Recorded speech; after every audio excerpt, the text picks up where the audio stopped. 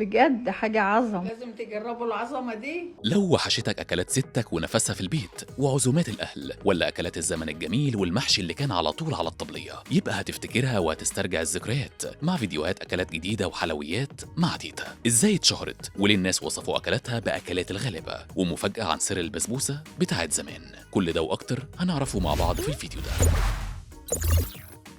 بروح شابة عندها 20 سنة وببراءة مش طبيعية بتاكل الجو من أي حد على ساحة السوشيال ميديا من كتر ما هي شبه الجدة بتاعت زمان.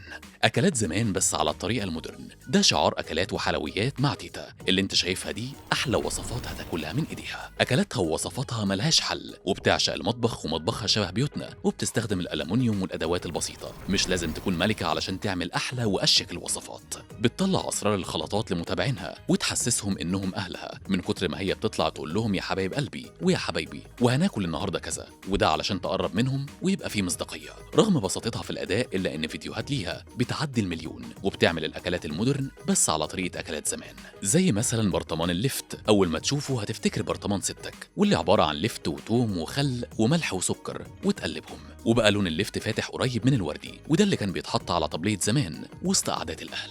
قالت السر في البيتزا إنها حطت مرقة الدجاج أو اللحمة الفورية مع الدقيق والبيكنج باودر وخميرة ولبن وكمان زيت وسمنة، وعملتها بأقل الإمكانيات بتونة وفلفل رومي وجبنة رومي. وقالت مش لازم موتزاريلا، وهتحس بيها بطعم الفطيرة الشرقي اللي في المحلات. وأما بقى لو عشاق افتكاسات ستي وستك، واللي كانت تقول لك هقوم أعمل لك حاجة حلوة، وكانت تعمل لك حاجة اسمها عزيزية بتشبعك وفي نفس الوقت تاكل حاجة حلوة، واللي كانت عبارة عن مكرونة مسلوقة وبتتضرب في الخلاط مع نشا ولبن وسكر. وعلشان عندها صدر فرخة بايت عملت منه شاورمة الغلابة في 10 دقايق حرفيا، واللي كان عبارة عن فلفل رومي وبصل وطماطم وبواقي فراخ وعليهم رشة رومي أو جبن من عندك، وهتطلع أحلى شاورما اقتصادية ومش هتكلفك كتير. وعلشان توفر على ستات البيوت إنهم كل شوية يجيبوا مولتو من بره، عملت مولتو بالشوكولاتة في البيت وسمتها ميني مولتو، وكان مقلي في الزيت وما أخدش وقت. وبأقل التكاليف عملت تيتا ميلك شيك الغلابة بمنتجات مصرية 100%، وكانت عبارة عن كيك بالفراولة وآيس كريم فانيليا وكمان فراولة في الخلاط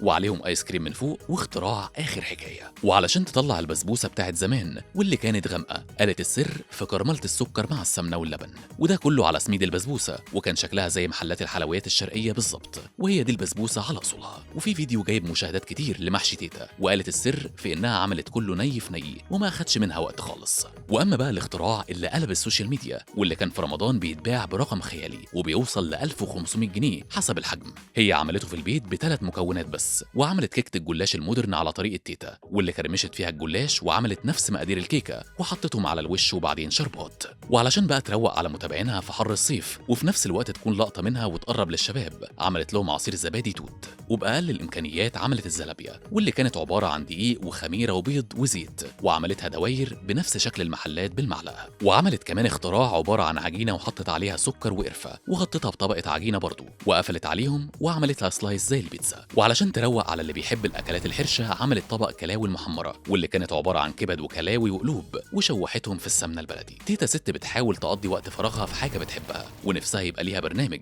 يبقى باسمها وتعمل وصفاتها وأكلاتها. رغم إن تيتا سنها كبير إلا إنها بتواكب أكلات الترند والشباب، وبتعمل ريلز وأكلات ما تكملش دقيقة بحيث إن المتابع ما يملش، وصوتها مميز جدا. يا ترى جربت أكلات ووصفات تيتا ولا لا؟ شاركونا برأيكم في التعليقات.